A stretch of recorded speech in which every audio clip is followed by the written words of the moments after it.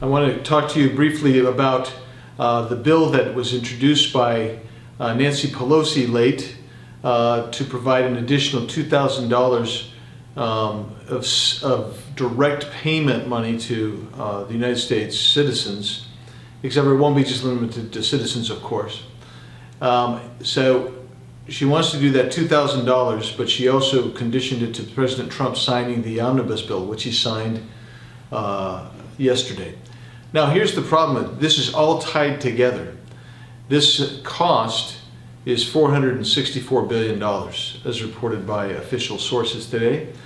And not only that, President Trump requested rescissions by Congress. In other words, what that would mean is that the same Congress that gave him the bad spending bill where all this was part of a package, he asked them to go back and fix those provisions as part of getting this extra money for American citizens.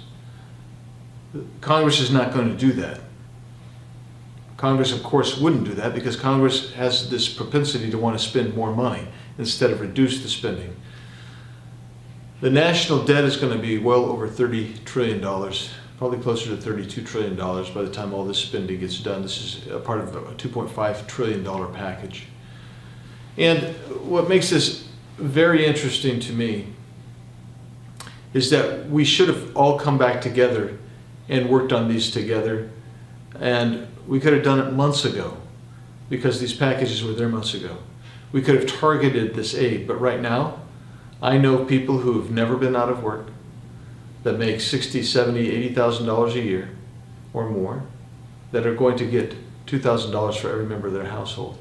That's really a lot of money for people who didn't need it, where we know that there is suffering, that we're not targeting that relief for them. That's a shame. We wish we could do that.